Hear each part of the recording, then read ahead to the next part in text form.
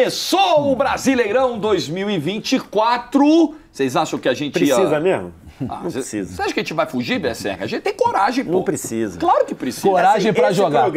Esse programa, salvo o Pseudo pode me corrigir, mas esse programa meio que marca o reinício, né? É porque verdade. o nosso primeiro programa Verdade. foi sobre Início do Brasileirão o início 2023. do Brasileirão passado. Fechamos um ciclo, começamos outro. Que, na verdade, diz que já está na hora de acabar. Né? Não, Já claro que está não. na hora de acabar. O gente. povo clama Já pela tá na- nossa presença. Vamos parar no auge. Vamos parar Não. deixando o gosto Eu de acho que quem isso aí é mais. discurso de quem tá querendo fugir Não, do tema de hoje. Não. Roda a vinhetinha aí, vai pro seu dedo, não vai fugir está não. consagrado, O senhor não vai programa fugir está não. consagrado. Vinhetinha. Vamos parar no auge. Vá pro ver.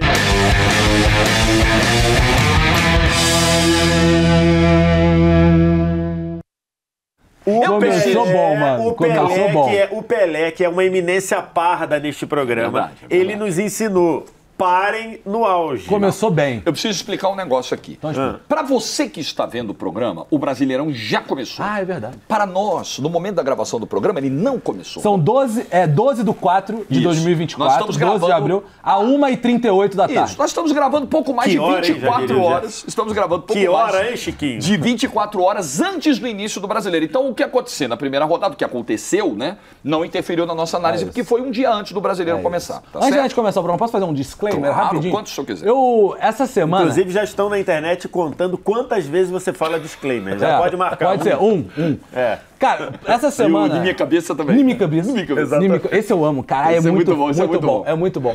Não, então, só um disclaimer de... Agora, falando um papo um pouquinho mais sério. Essa semana, o senhor Vitor Sérgio Rodrigues me tirou na redação, fala, pô, queria te pedir desculpa por ter atropelado ou ter te interrompido no programa das seleções e Porque etc. muita gente falou isso. Isso, aí beleza. E eu tô interrompendo agora. mas- Não, e aí, eu achei que tinha sido uma visão só do Vitor Sérgio. E ele que tirou, na humildade dele, de me pedir desculpa. Aí eu fui abrir os comentários lá desse programa, e agradeço demais as pessoas que se preocupam comigo, que gostam de mim, mas eu acho que teve uma galera que foi por um caminho de está claro que o Wallace não está incomodado, que está constrangido. E eu queria só tirar isso da frente antes que isso... Cara, comentaram isso? Eu só queria tirar isso da frente antes que vire uma narrativa que se perca. O Vitor Sérgio me interrompeu, eu fui olhar o programa. Eu interrompi tanto quanto o Vitor Sérgio naquele programa. E naquele programa em específico, como eu falei ao Vitor, ele tem muito mais conhecimento do que eu da Copa de 98 pra trás. Então, obviamente, toda vez que ele falava, eu nem entrava, porque eu sabia que o Vitor Sérgio falaria algo melhor do que eu para aquele momento do programa. Então, só queria tirar isso da frente. Galera. O de 0 a 10 é família oficial. A gente, por exemplo, hoje fomos almoçar Acabamos juntos. de almoçar juntos. Acabamos de almoçar juntos, fomos juntos, não tem rivalidade entre ninguém. Para com isso, para com isso. Você gosta do programa e vamos em frente. Ó, Não precisa achar inimigo em tudo. que não exatamente. Faça o exatamente. sexo, faz muito bem, gente. Faz um bem à mente, ao Ou corpo. com outra faça- pessoa, ou até sozinho. Não tem problema, mas pratique. Caralho. É muito bom. Cara, essa é uma das melhores frases Façam que eu sexo. já ouvi sobre um problema. Transem Façam muito, sexo. Transem muito. Mas é Pode isso, até- Se o rapaziada. muito pra você for uma por mês, tá tudo bem. Mas é faça o seu muito, não tem E problema. pode ser com outra pessoa, você pode se namorar também. Exatamente. Tá Isso aqui, valendo. o de 0 a 10 só tá um ano, e aí o Vitor Sérgio começou esse programa falando de ciclo, porque a gente, de fato, se adora, se admira, se respeita, Claro, pô. e o programa tem umas coisas intangíveis, né? Não é só o que vai ao ar, o que a gente fala de nota. E a gente ouve muito o que a galera fala também, né? Brincadeiras à parte. Assim, às vezes a galera capta algumas coisas que fazem sentido, às vezes a galera tem uma impressão do que realmente não é. E nesse caso, pô, tá longe de ser. Mas galera. foi bom, só queria Pode falar ficar isso de no boa. início do programa pra não, que não vire Perfeito. algo maior do que de fato Perfeito. foi. Até porque nós vamos nos interromper Porra, daqui a pouco. O tempo inteiro. Dito isso, vamos começar Dito o programa isso, pra gente se interromper. Atlético Paranaense. O tema hoje, quem chega melhor, pra quem só tá com áudio aí, né? E não tá vendo a telinha aí. Quem chega melhor para o Brasileirão? Vamos pegar os 20 Boa. times e vamos ver o melhor. Vai ficar na nota 10. Quem chega pior na nossa visão vai ser o 0 e vamos ver o que de bola. acontece. Aí vocês vão printar e vão E sacanear a não gente depois. não é uma previsão do que será o Campeonato Brasileiro. Não. Isso é 100% momento. Quem chega melhor é retrato de É agora. agora, Né? é agora. Fotografia de agora. Perfeito. Atlético Paranaense. Eu acho que chega bem. Eu acho que chega Eu bem acho que também. chega bem e, assim, falando sobre contratações, a gente fez aqui o programa das contratações, teve uma boa nota.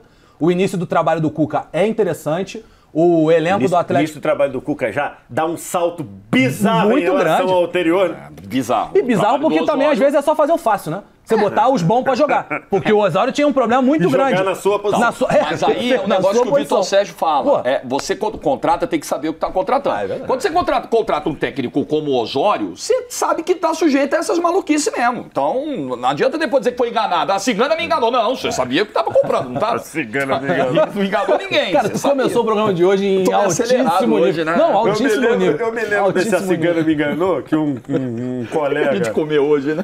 Um conhecido que dizia o seguinte, que certa vez estava passando por Copacabana, recebeu um papelzinho dizendo: a cigana descobre tudo sobre você. Certo. Aí ele olhou o papel, viu que estava bem e falou assim: vou subir. Onde é que é? Aqui. Aí ele foi, pegou, subiu, tocou a campainha da cigana, a cigana perguntou: quem é? Ele foi embora.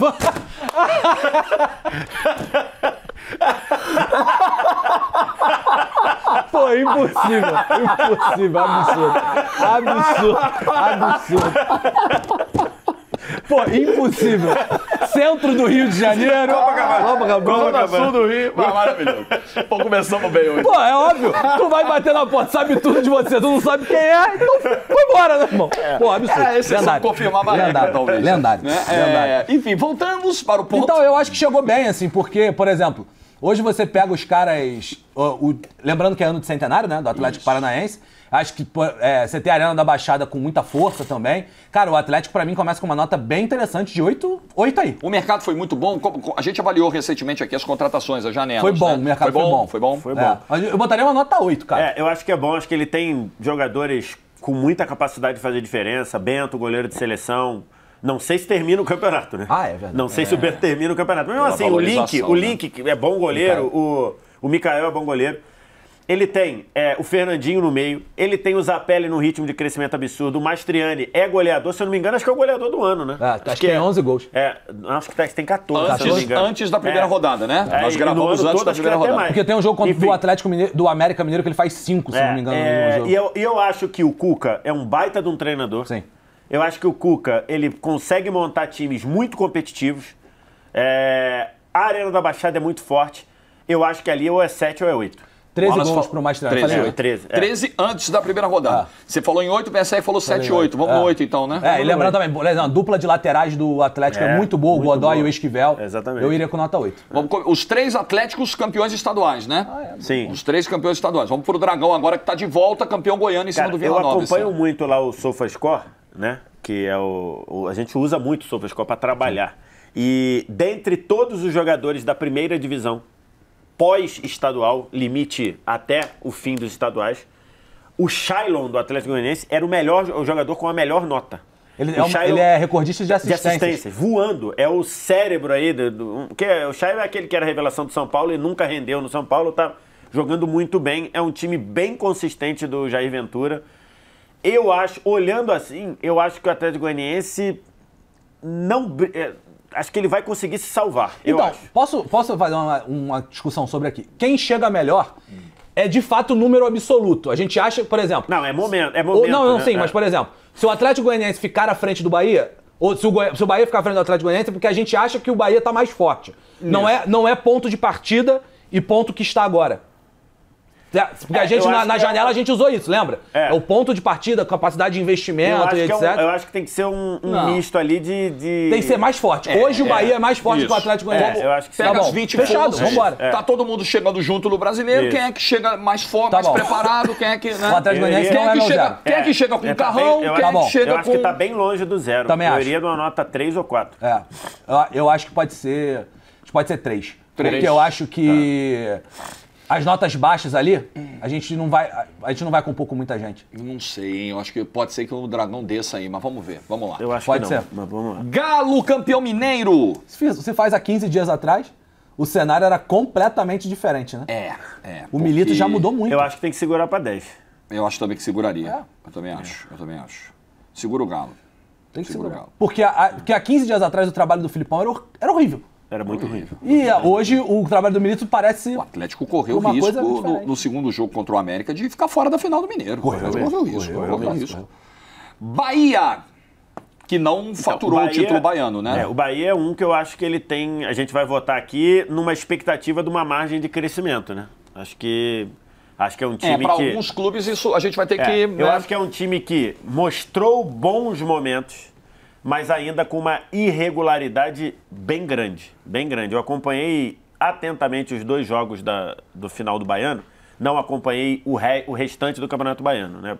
Uma outra coisa de highlight, vi jogo na Copa do Nordeste. Mas nas 2 finais você vê Bahias completamente diferentes ao longo do jogo, né? Jogo do primeiro turno, o jogo escapa da mão de uma maneira, que no segundo começa bem, aí daqui a pouco o Vitória faz um gol, aí você consegue reagir, aí quando você acha que ele vai engrenar, o Vitória toma o controle do jogo de novo. Então, assim, acho que é um time que mostrou alguns bons momentos, é muito qualificado em termos de peças, apesar do problema da lateral esquerda persistir, que a gente falou aqui no programa de janelas. Deve estar para ser resolvido durante o Brasileiro, que vem o Iago Borducci lá, que era do Augsburg, revelado pelo Inter. Chega no meio da temporada, mas aí já vão ter jogado quase 6, 7 rodadas até ele chegar.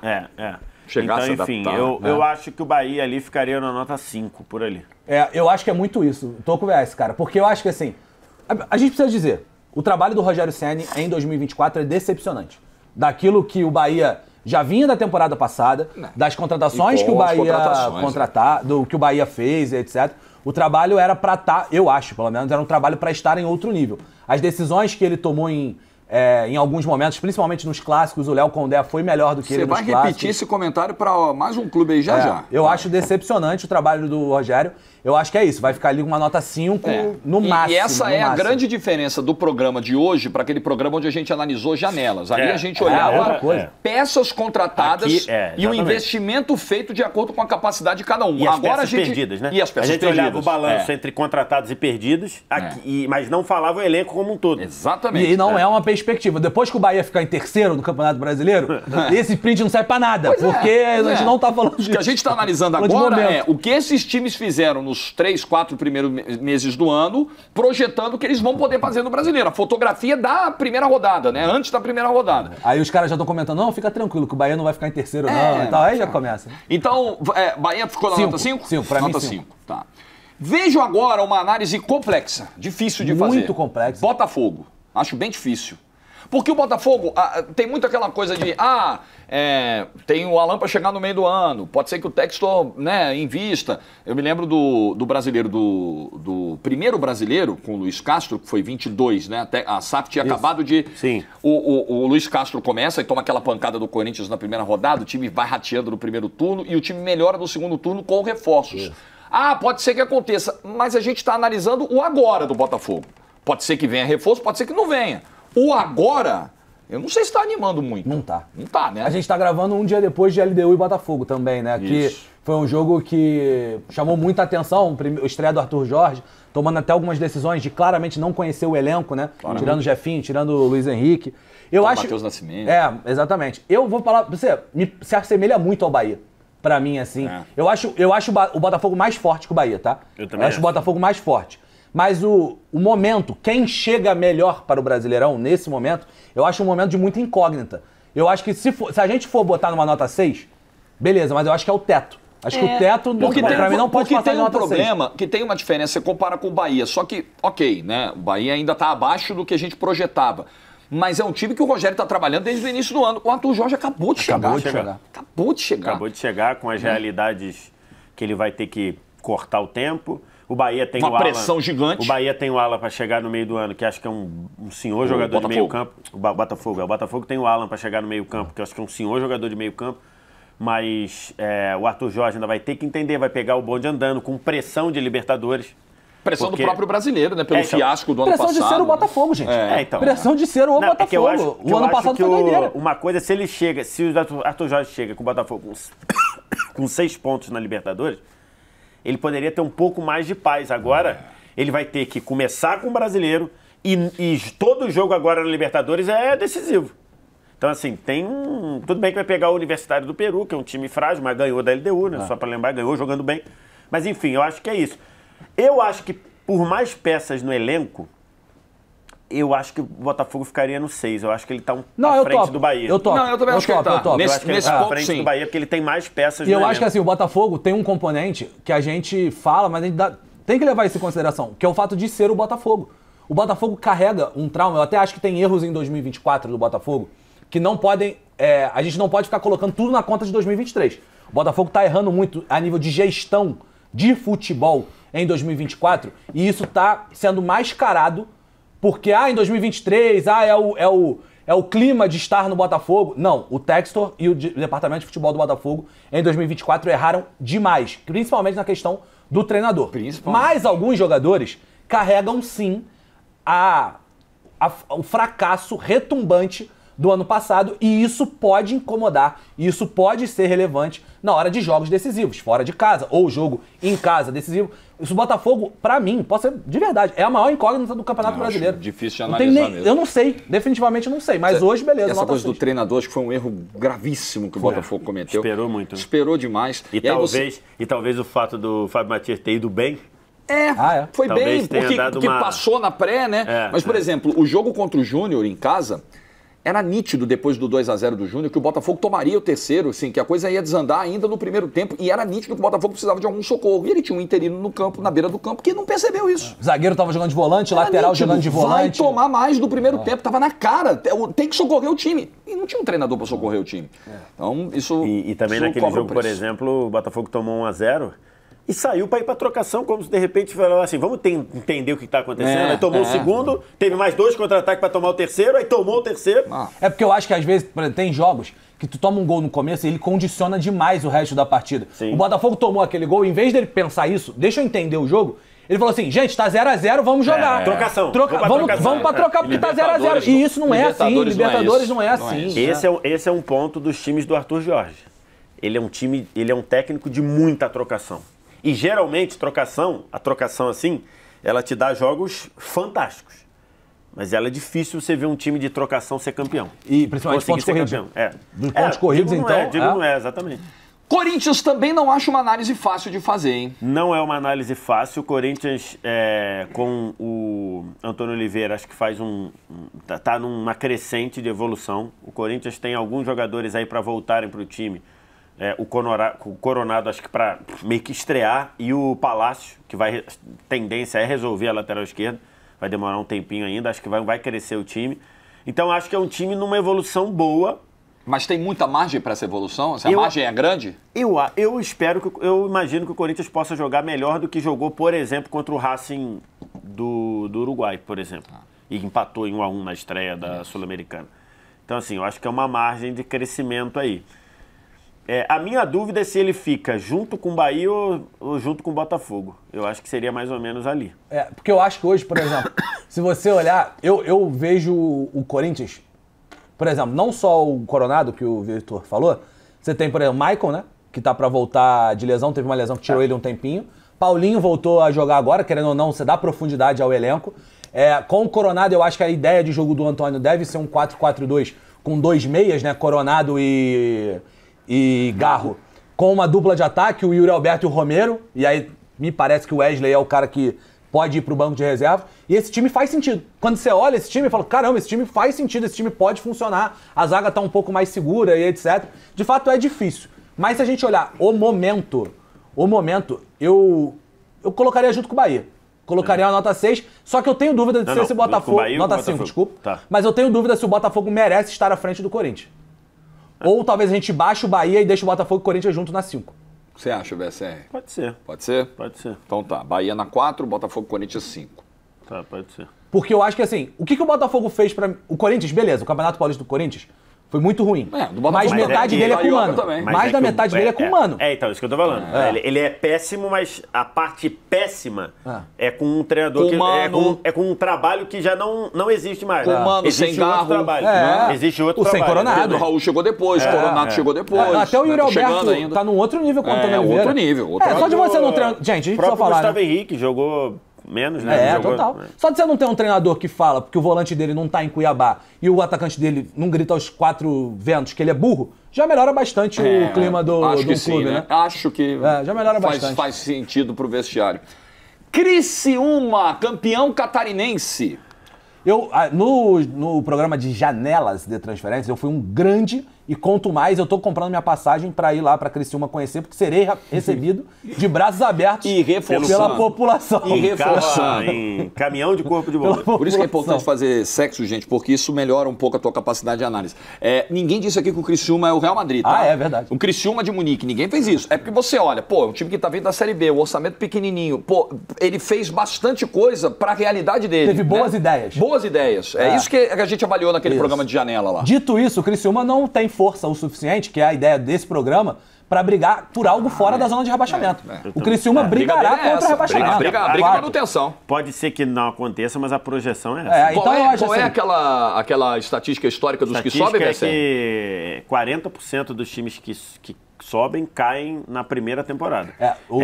Na verdade é 42, meio, vamos botar meio. Se você arredondar pro número possível, seria como se dos 4 que sobem, 2 caem no primeiro ano. Mas hoje, inclusive, o Vitor Sérgio está gravando no dia que a gente fez o de placa, o Vitor Sérgio falou isso no de placa. E no almoço, te fiz a provocação. De falou, cara, esse argumento de 40% cai, ele é chamativo, óbvio. Mas também tem 50% que tava e vai cair. Você olha o copo meio cheio. Então tu fala assim, cara, tu é um time de Série A, que o teu time não tá bem. Daqui a pouco a gente vai saber. Posso falar? Tu é o Cruzeiro. É o próximo. Tu torce pro Cruzeiro. Abre teu o olho. time não tá bem. Tu sabe que 50% de quem tava na Série A, dos 50% dos rebaixados, é de time que tava na Série A. Então tu já... um dos 16 que já está. Então tu já fala assim, é enjoado. Mas enfim, voltando ao Criciúma, a janela é muito boa, eu acho que se fortalece pra briga, mas ele continuará na briga ali de 0, 1, 2. Pra mim, eu colocaria o Criciúma na nota 1 ou 2. Na 2, ele não é o meu 0. 2 VSR, também ou menos. Não é o meu 0. Eu botaria na 2. 2 ou 1 então, VSR? 2 ou 1? Então, eu acho que tem que ser 1, né? 1? Eu acho que tem que ser 1. Eu vou com você na 1 também. Vou comprar. Vou comprar 1. Criciúma na 1.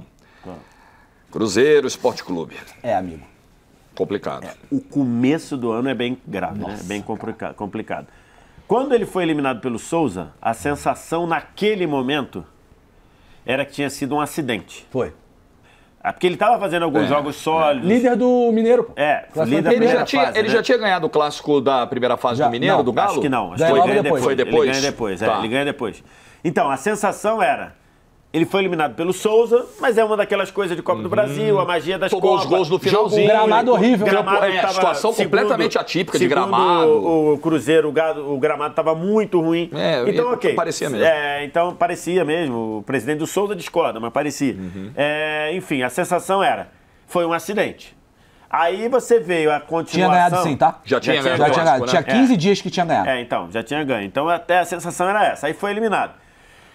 Aí, quando é eliminado, o time volta a fazer algumas partidas sólidas. Nada brilhante, mas partidas sólidas. Inclusive, termina a primeira fase com a liderança. O Cruzeiro jogou a final com a vantagem. E depois a gente viu que a coisa não tava legal, né? Não tava legal. Em 15 dias, esse time desmantelou. Desmantelou. Toma um vareio no primeiro jogo da final. E consegue voltar no segundo tempo, mas tomou um vareio no primeiro tempo, poderia ter tomado 4-0 no primeiro tempo.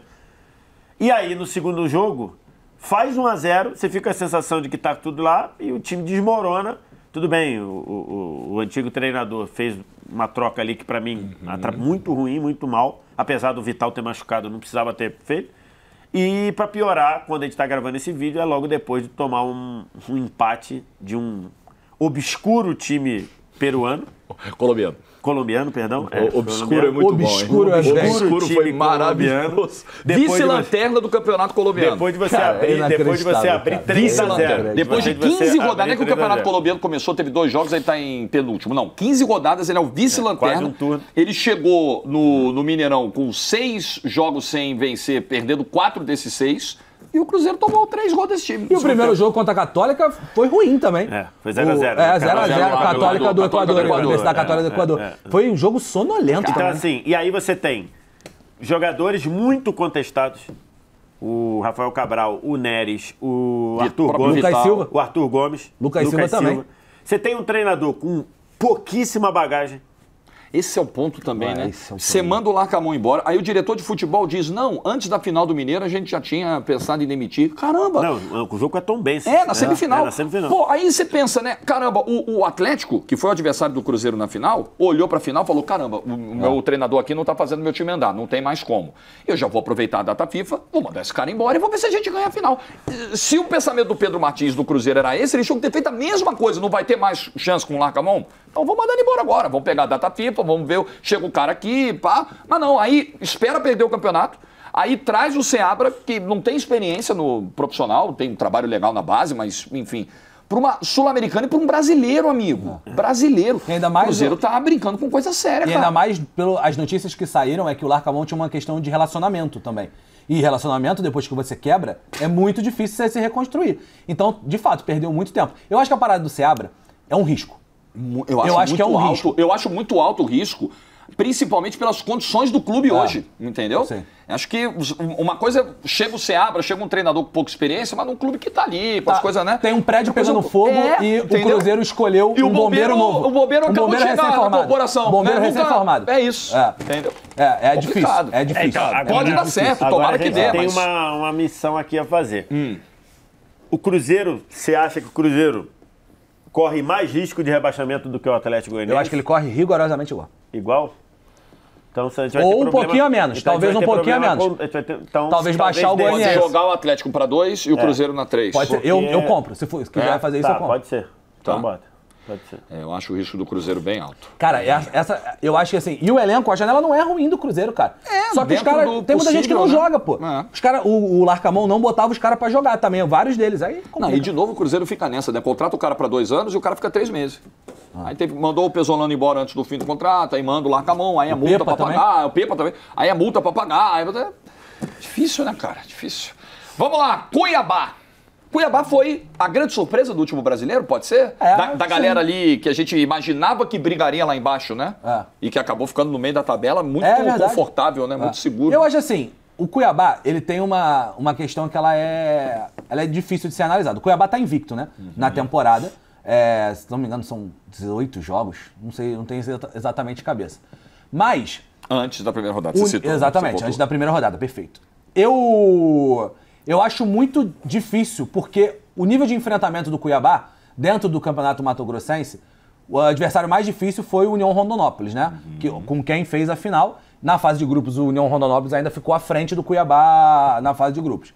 Na Copa Sul-Americana, até vai fazendo um papel interessante, digamos assim.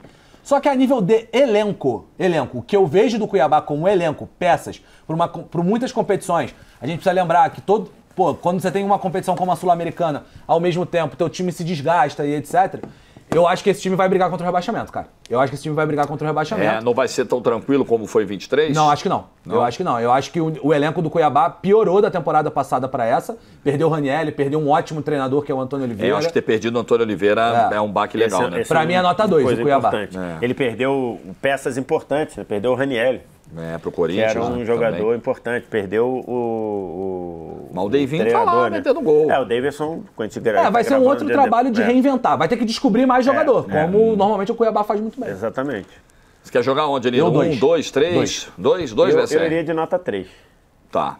Junto com o Cruzeiro. Eu também iria no 3. Eu acho que o Cruzeiro tem mais de onde tirar. Exatamente. Do que o Cuiabá. Fui até checar aqui, o Pesolano ele pediu demissão. Tava com isso na cabeça, falei, será que o Pesolano não? O Pesolano pediu demissão do Cruzeiro. Foi diferente. Não foi ele que foi lá pro Valladolid, não isso, foi? Depois, né? Depois o Ronaldo acabou contratando lá. Vamos lá! Segura.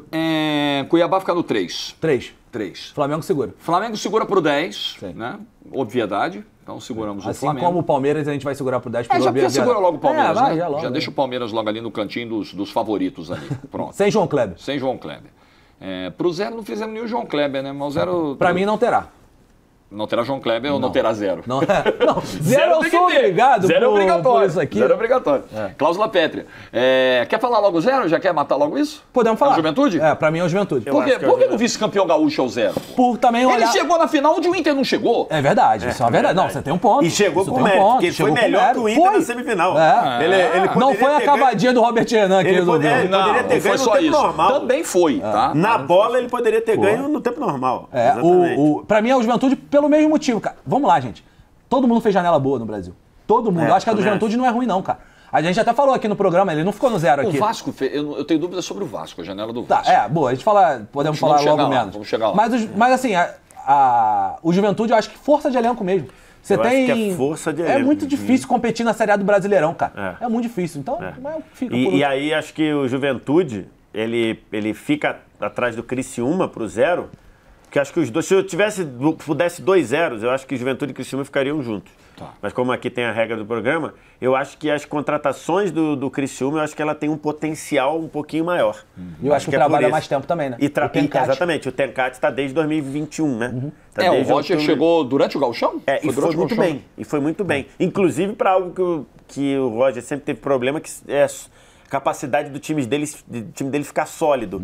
E o Juventude mostrou isso. Mas então é só por isso, mas eu acho que o 0 é o Juventude. O Roger chega pro início, agora tô lembrando que o Carpini foi pro São Paulo, né? Isso. Ele foi uma semana antes, né? Acho que no início do campeonato. Bem pertinho de começar. Você vê, né? Ancelotti recusar a seleção brasileira interferiu no planejamento do Juventude para a Série A. Veja só, para 2024. Veja só. É o efeito borboleta. É igual aquela, o pessoal diz, né, que a derrocada do Botafogo começou porque o... Cristiano Ronaldo, né? Não, porque o Ten Hag brigou com o Cristiano Ronaldo. É verdade, isso é verdade. Aí o Cristiano Ronaldo foi culminou no telefonema o técnico do Botafogo. Coisas que só acontecem com o Botafogo. Você vai falar, eu tô aqui, tranquilo.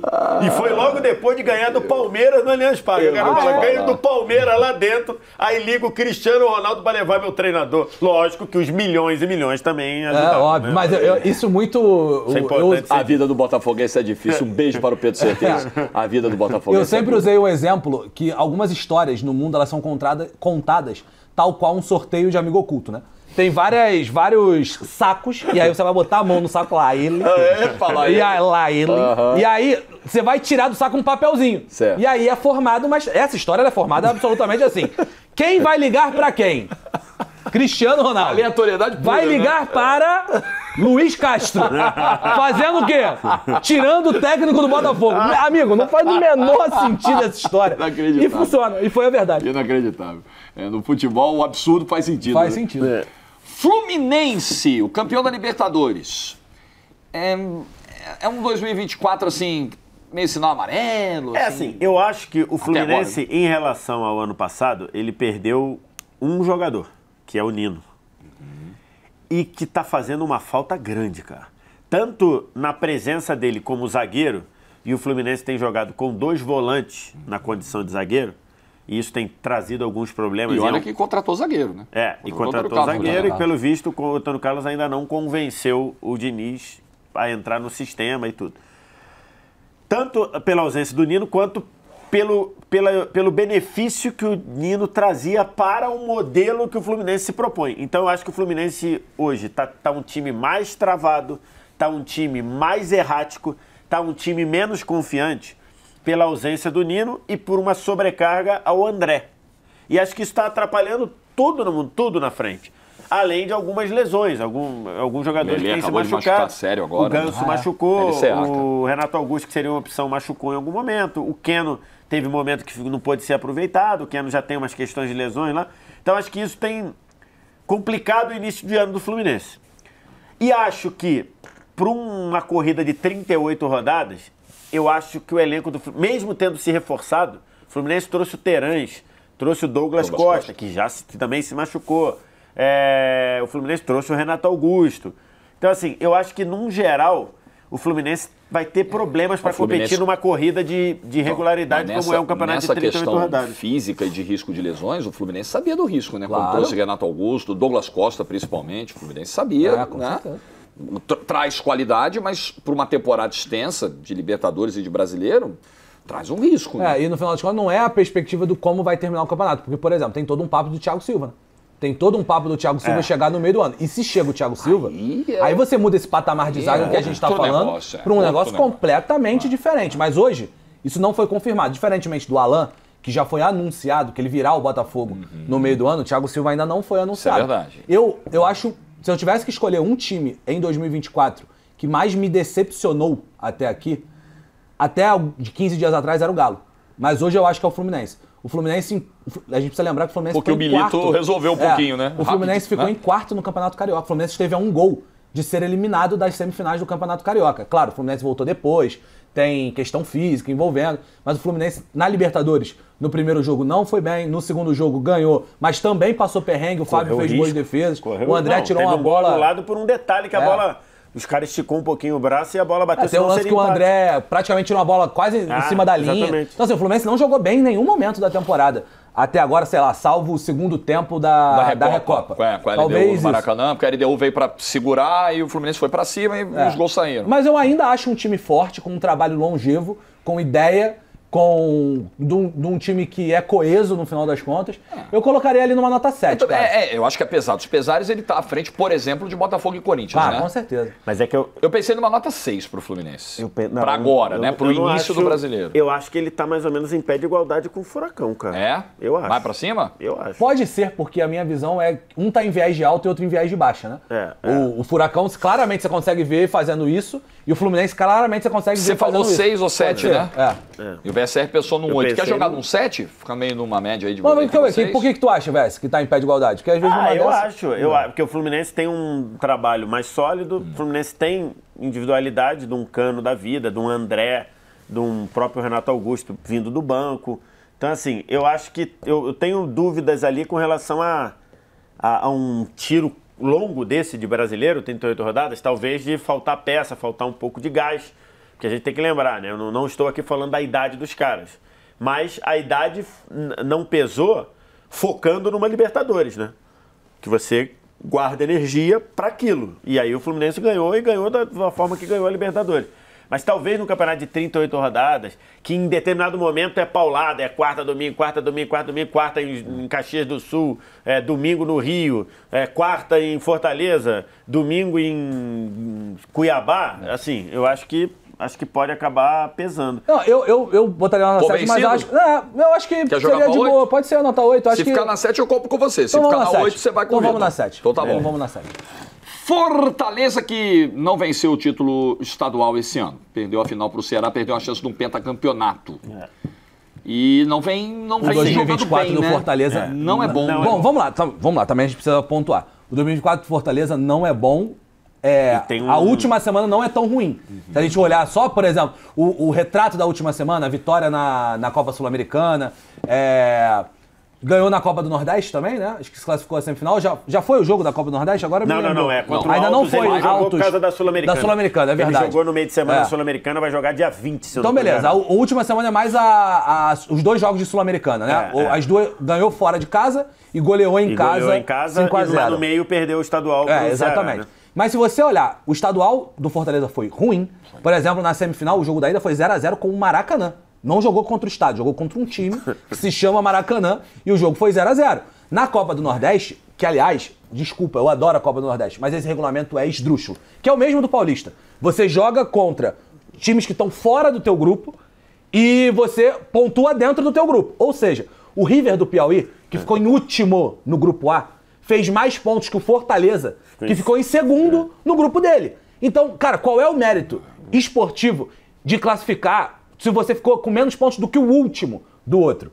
Só que também não quer dizer nada, porque o Fortaleza pode ser campeão, porque tem time para ser campeão, tem técnico para ser campeão, classificou, agora vai jogar outro cenário. Provavelmente vai passar do Altos e aí vai brigar com o Sport pela vaga na final.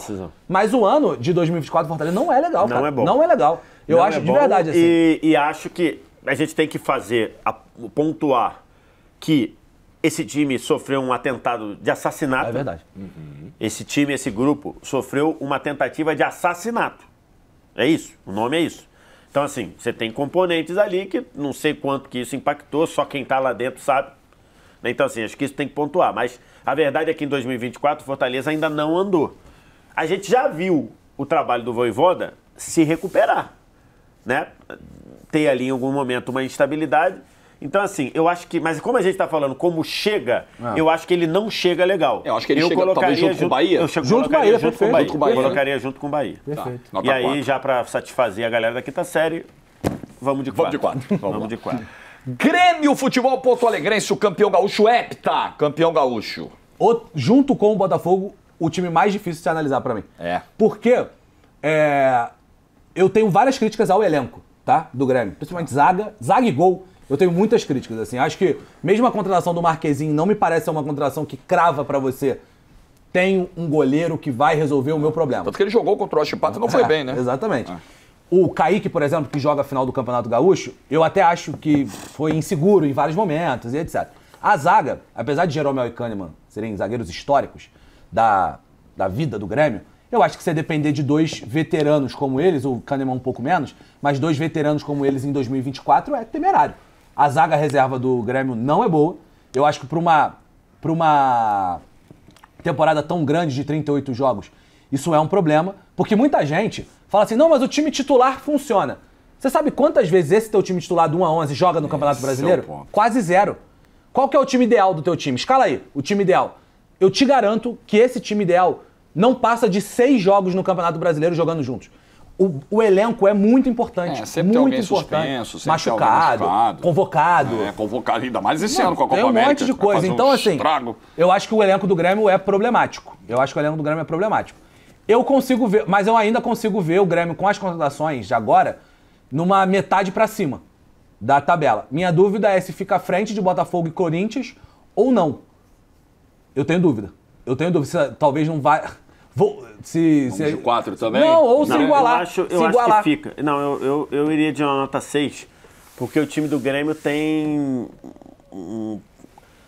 O Renato, acho que tem esse time muito na mão. Coisa que o Antônio Oliveira ainda está tentando e o Arthur Jorge ainda não. E o Arthur Oliveira mais do que isso. Então eu acho que o Renato consegue...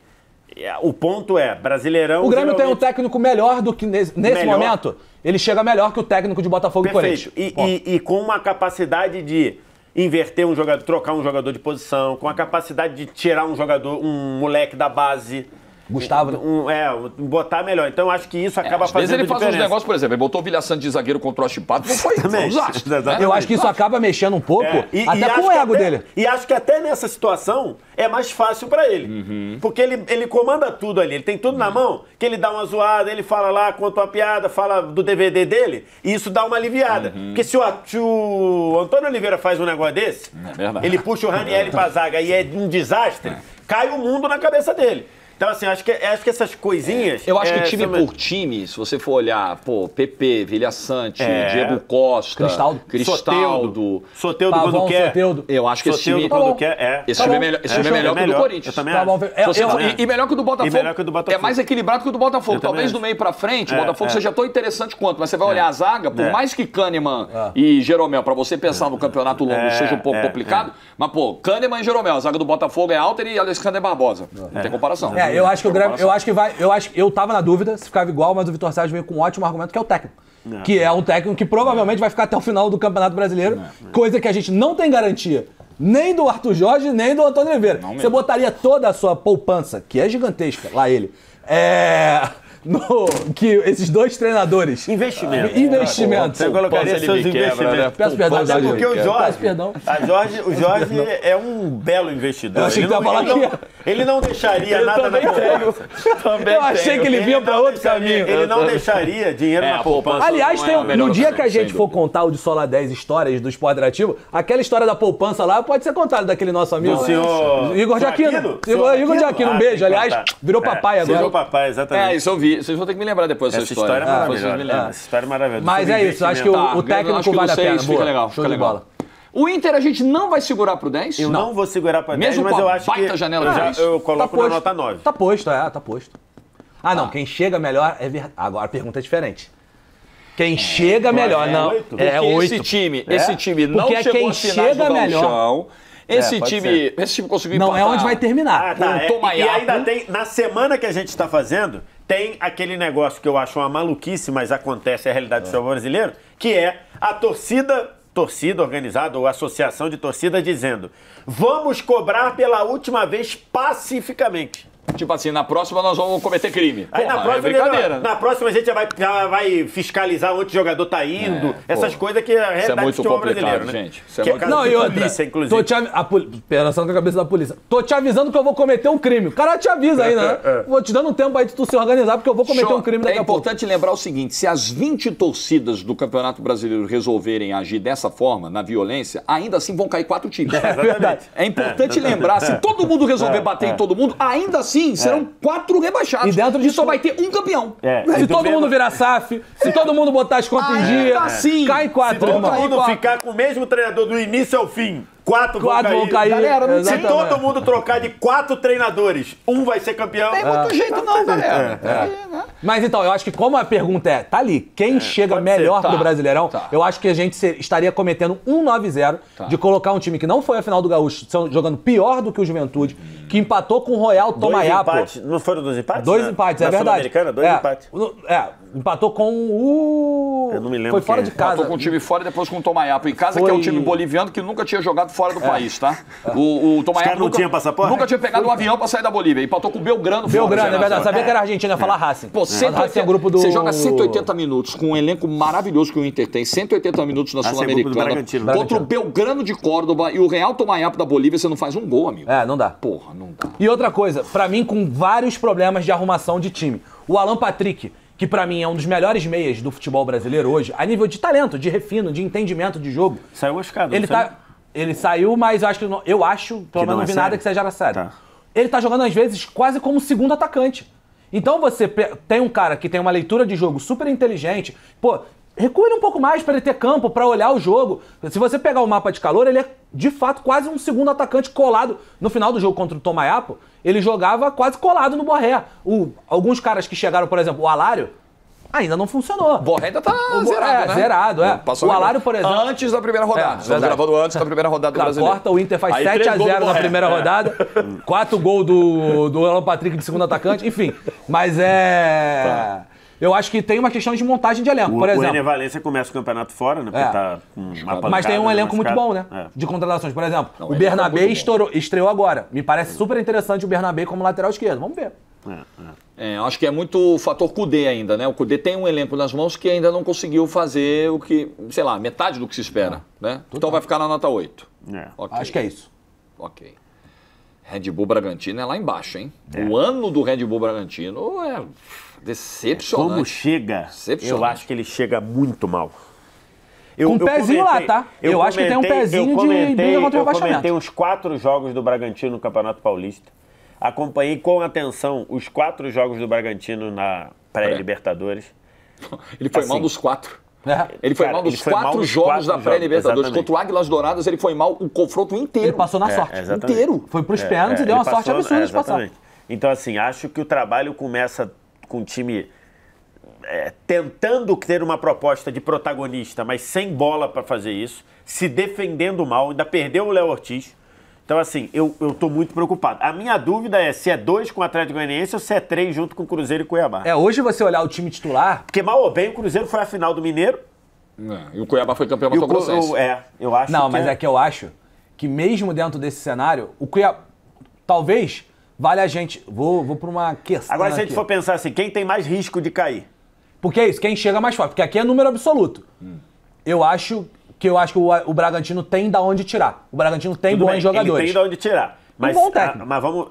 e um bom técnico, com certeza. Mas até aqui o ano, o do Bahia e do Fortaleza são melhores que o do Bragantino. Consideravelmente. Mesmo que o do Fortaleza tenha sido ruim. Então eles não mesmo podem... os dois não ganhando os seus estaduais. Nem o Bahia, nem o Fortaleza. O Bragantino não pode estar na nota Eu botaria 4. Na 3, mano.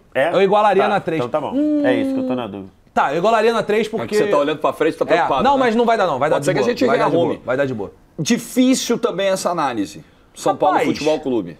É difícil, mas a nota não é difícil. Porque olha só, na boa, talvez a gente esteja gravando o São Paulo com o Carpini e a galera já vendo o programa sem o Carpini. Joga amanhã. Joga, né? Amanhã, 9 da noite. Estamos gravando Fortaleza, 9 da noite. Estamos gravando na véspera da estreia do São Paulo contra o Fortaleza e no momento em que não há qualquer segurança do Carpini no cargo. Assim, o fiozinho que está segurando. Os jogadores estão pedindo, o elenco está sensível ao Carpini, a diretoria está ouvindo o elenco e tal, mas assim... O campo não está segurando o Carpini nesse momento. Eu vou falar um negócio que talvez na segunda-feira já seja desmentido ou confirmado. Mas a minha percepção hoje na sexta-feira é que se o São Paulo perde pro Fortaleza, esse programa vai ao ar sem o Carpini. Já sem o Carpini. Pois é, esse é o meu temor, entendeu? É a minha percepção nesse momento. Não sei.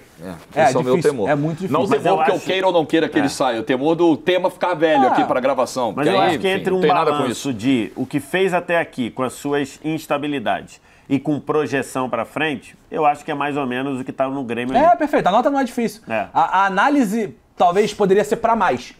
Porque é o melhor elenco do São Paulo na década. Mas o Grêmio esse ano jogou mais bola que o São Paulo ou não? Ou eles estão. O futebol apresentado foi igual pra vocês? Não, acho que o Grêmio foi um pouco melhor. Eu acho que o Grêmio foi um pouco melhor. Eu também acho. Acho que o Grêmio foi um pouco melhor. Esse é o meu ponto aqui. Mas na 5 você tem 2 times que não passaram pro mata-mata dos seus estaduais. Exatamente. Verdade. Tudo bem que eu vou repetir, né? Metade do Campeonato Paulista foi com um mano e o Campeonato Carioca quase inteiro foi sem treinador, no caso do Botafogo. Mas eu acho que o São Paulo tá a parte do Thiago Nunes. Incluindo a parte do Thiago Nunes, porque o trabalho foi muito ruim. Eu acho que o São Paulo tem que estar um passinho à frente aí. Pela qualidade do elenco, né? Seria injusto. Muito isso, né? Acho que é isso. Porque o Fluminense também foi decepcionante. De machucar os caras, né, bicho? Tem que parar com isso, cara. Questão, Nossa, mano, isso é uma questão... O Rafinha já teve 2 lesões no ano, o Wellington Rato 2, o Lucas 2. Pô, não dá, cara. Lucas 3, eu acho. Caleri? 3. Caleri já machucou esse ano, o Moreira, que era o reserva do Rafinha, machucou e tava vindo muito bem. Pô, é muita gente, cara. E recorrentes as lesões em alguns casos, né? O Nestor tá voltando agora. Muito difícil. Eu acho que é uma questão, central para um ano do São Paulo. Central. Perfeito. Central. E precisa trazer jogador ainda, né? Por exemplo, tem que trazer lateral esquerdo. Não dá pra ter só o Wellington com a bola que tá jogando. Não dá. Tem que ter não é uma concorrência pro Wellington, tem que chegar alguém provavelmente pra barrar o Wellington, se ele mantiver esse nível. Inclusive, no último jogo, o Wellington ficou no banco e o Michel Araújo fez a ala, né? E eu acho que isso é central. Por exemplo, Como é, Pseudo? Perdão. Pode ir, Wallace. Tá. Eu acho que isso é sintomático quando a gente vê outros times indo por um caminho de trazer pra essa posição. A gente falou aqui, o Bahia foi pegar o Iago lá na Alemanha. Por exemplo, o Inter trouxe o Bernabei agora. Então, assim, você consegue ver os outros times. O Corinthians trouxe 2, o Hugo e o Palácio. Laterais é uma posição, as 2 laterais, né, são posições muito carentes, né, no futebol mundial hoje. Quem tem, se fortalece. E eu acho que o São Paulo hoje tem um problema muito grave na lateral esquerda. O jogo agora contra o... Jogo contra o Talheres. Não, o jogo contra o Talheres. Primeiro. A partida do Wellington foi uma partida desqualificante. O pessoal fala muito do Diego Costa que falhou nos 2 gols do Arboleda, mas o Wellington foi muito mal na Argentina, mas muito mal. Constrangedor. O Pseudo estava reforçando o ponto do VSR, só tem o Wellington, né? E aí você tem que improvisar quando não tem ele. Vasco da Gama. A janela com pior custo-benefício da Série A do Campeonato Brasileiro. Por isso que lá atrás eu falei, deve falar dessa janela do Vasco aí. Não sei se todo mundo foi bem assim nas contratações, Inclusive, no nosso programa de janelas, a gente deu nota 3 pro Vasco. Foi isso. E aí, teve algum outro torcedor que reclamou. Absurdo, perseguem o Vasco, não sei o quê. Aí eu falei, lá vou eu ter que explicar. Quando eu abri, os torcedores do Vasco falando, eles estão errados. Falei, era 1. Puta, ferrou. 3 é muito, era 2, é o 0, e não sei o que, assim, impressionante. A própria galera já defendeu, se regulou, porque realmente... Autorregulamentação, né? Não, e eu acho que rola por um papo de... Não à toa, o diretor de futebol foi mandado embora, pô. Isso deixa muito claro que o diretor de futebol foi mandado embora, o Alexandre Matos, porque a janela foi horrível, pô. Tem muita gente que diz que ele meio que forçou um pouco também a saída, lá com a história do vazamento dos prints e tal, enfim. Mas realmente o trabalho dele foi ruim. Claramente o trabalho dele foi ruim. A janela não é nem, só pra corrigir, acho que a palavra, não é que a janela foi horrível. Ela tem um certo talento. Mas ela custou muito pra trazer esse talento. Uma janela de 120 é pouco que o Vasco tem, entendeu? O Vasco fez, exatamente. Eu acho que é um time que precisa ter muita atenção. Cara, eu acho de verdade, assim, eu acho que o Vasco, ele tá um pezinho à frente do Cruzeiro. Eu também acho. Acho que ele tá um pezinho à frente do Cruzeiro. E eu acho que tá atrás do Botafogo. E eu acho que tá atrás do Botafogo. Sim, Só que a gente vai ter que acertar porque o Vitória não está atrás desses times. Eu também acho. A gente vai ter que acertar coisa aí. Tá, vamos ver. Joga o Vasco na 4 e vamos ver o que a gente faz com o Vitória. O que você pensou do Vitória? Eu cairia, pra mim, a queda é Cuiabá. Pra mim, a queda é Cuiabá. Então, mas aí tira... Mas aí põe o Vitória na 3, é isso? Mas aí tem um ponto. Não, Vitória... Ou cair mais gente. Caiu Fortaleza. Não, Vitória não pode estar mais forte que Fortaleza. Não, então, mas aí que tá. Difícil agora. O Vitória foi campeão em cima do Bahia. E dos 4 jogos entre eles, o Vitória ganhou 2. Um teve empate, que foi empate com sabor de de título. E o Bahia ganhou um, que é ganhou da Copa do Nordeste. De virada. Então, assim, eu não acho que o Vitória possa estar atrás do Bahia. Não, no mínimo igual. Essa é a questão. Pra gente ficar certinho, o Vitória tem que estar junto com o Bahia. Tem que estar junto com o Bahia, pelo menos. E aí quem cai? O Vitória chega num melhor momento e o Bahia chega com mais elenco. Vocês podem derrubar o Cuiabá para 2 e alguém dar 4 para 3. Ou o Red Bull. Eu acho até... Então, é porque eu acho que o Red Bull tem mais talento. Eu acho que o Red Bull vem muito mal, mas ele tem mais condições do que o Cuiabá, entendeu? O Cruzeiro a gente não pensa de cair? Eu acho que não. Eu não cairia o Cruzeiro, tá? Só tô falando. Mas vocês acham que não é pra cair? Tem alguém da nota 4 pra subir, não? Pra subir? Pra subir, o Fortaleza não. Teria que subir Bahia e Vitória juntos. O Fortaleza não tá no nível do Botafogo, apesar de tudo. Não é subir, é cair. Do Botafogo, né? Porque a gente não pode subir Bahia e Vitória separados. Sacou? Então, na minha cabeça... Olha, velho. Cuiabá desce e Vasco desce. Cuiabá e Vasco descem pro Wallace. E você, VSR? Vocês podem mexer na nota 5 também. Pode ser. Eu não Se quiserem descer alguém da 5... Não, acho que não. Mas aí subir Bahia e Vitória, acho que ficaria muito. Não, seria muito. Eu não desço o Fortaleza pelo trabalho longevo e eu acho que o Vojvoda tem muito esse time na mão e eu acho que a pressão no Vasco ela é muito maior. Amigo, a pressão no Vasco, a gente que é do Rio de Janeiro sabe, a pressão no Vasco lembrar que a gente de massa, que o Vasco chega tendo tomado 2 totós de bola do Nova Iguaçu. Sem o Paê, nesse momento. Hoje começa sem Paê o campeonato. Totó do Água Santa. E antes tinha empatou o jogo com o Água Santa no... Bacia das Almas. O Vasco não joga tem 1000 anos também, né? Agora parando pra pensar. Acho que o último jogo bom do Vasco foi contra o Flamengo, que foi 0x0. O Vasco teve algumas chances de gol. Se bobear. Que o Léo Jardim pega o pênalti, né? O Léo Jardim pega o pênalti. O Vasco não joga desde a semifinal contra o Nova Iguaçu, né? Não entra em campo, de fato. Sim, não entra em campo. Teve amistoso e tal, mas jogo oficial... Fez uma intertemporada aí. Eu acho que o último jogo bom do Vasco Eu só tô aqui na dúvida assim, se a dupla Bavi tá realmente à frente do Cruzeiro e do Vasco, principalmente do Vasco. Apesar dos problemas da janela do Vasco. O Bahia, acho que taca. Porque eu acho que assim, você pega o Léo Condé com um trabalho... Acho que à frente do Cruzeiro, sim. Mas do Vasco... Eu acho que ele talvez, a Vitória tenha menos elenco, mas eu acho que chega num momento melhor. Chega como uma equipe melhor. Porque eu acho que ali a gente vai cometer uma injustiça, tá? Acho que a gente tem que cometer pela força das 3 notas. Porque eu acho que o Bragantino, ele tem mais elenco pra estar à frente do Vitória. Pois é.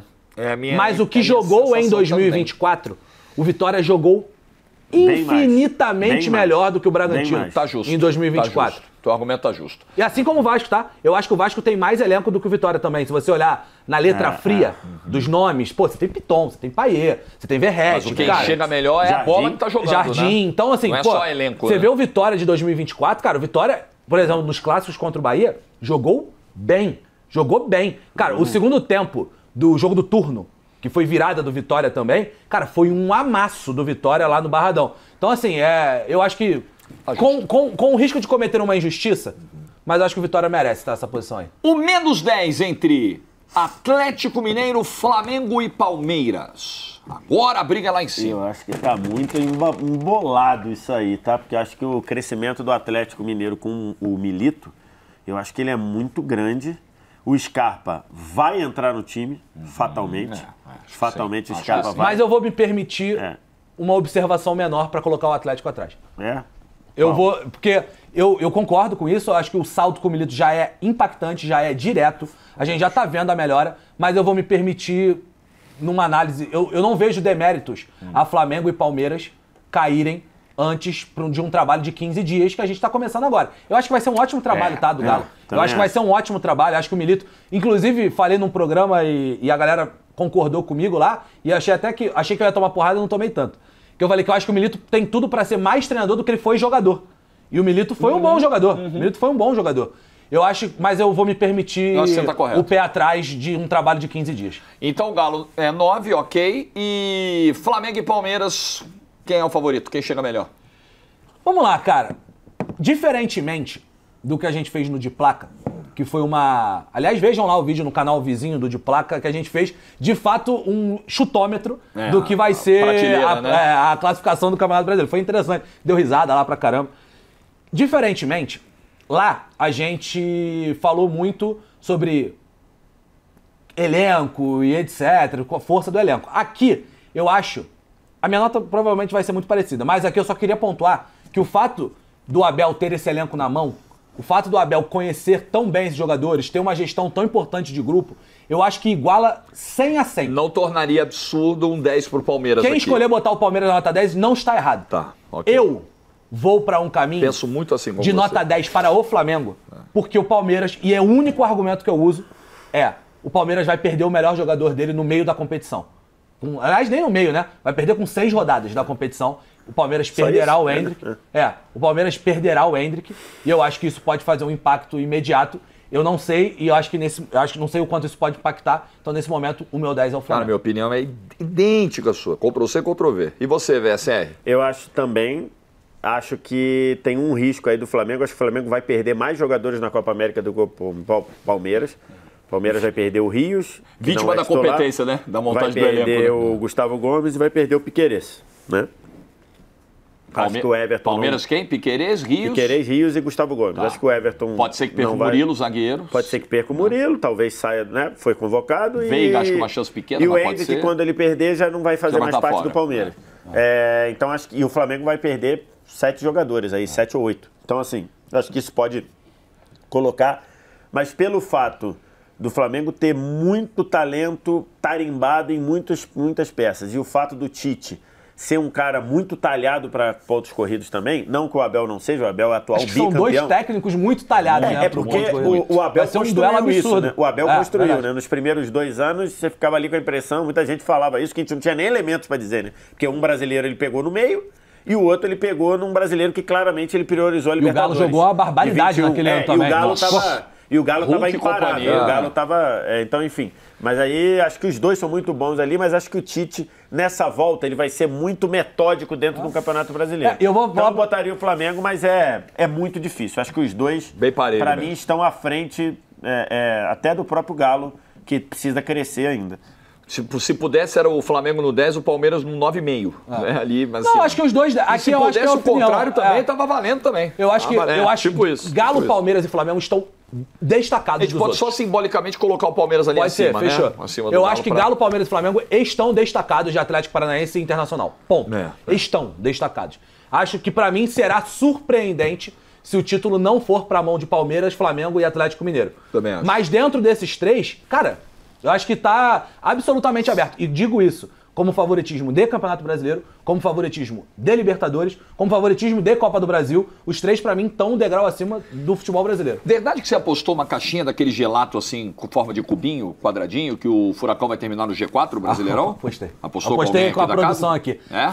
Eu falei, Furacão, ano do centenário, a ex-Kyocera Arena, que agora é Liga Arena, vai fazer peso e o G4 será fechado com o Atlético Paranaense. Olha, boa aposta. Ousada aposta, hein? Ousada aposta. Se você ganhar aposta, queremos o registro disso em vídeo para mostrar aqui no fim do ano. Perfeito. Nada mais justo. Eu acho que talvez pese também em relação ao brasileiro o Atlético ir bem nas Copas, né? Sul-Americana principalmente. Paranaense, né?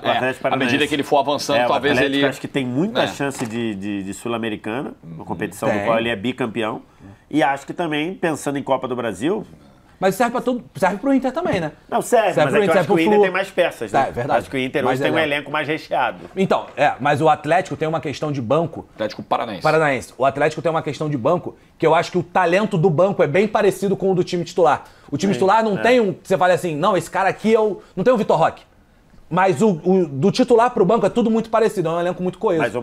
Mais homogêneo, perfeito. Fechamos! Semana que vem tem mais. Boa sorte para o seu time no Brasileirão 2024. Boa sorte para nós também. Que os nossos palpites não sejam tão desconectados com a realidade. Se o programa for lá, já foi 12-0 para um time, já foi 7-1 para outro. Já teve técnico demitido, talvez. Aí já tem um show de 1-9-0, 1-9-0.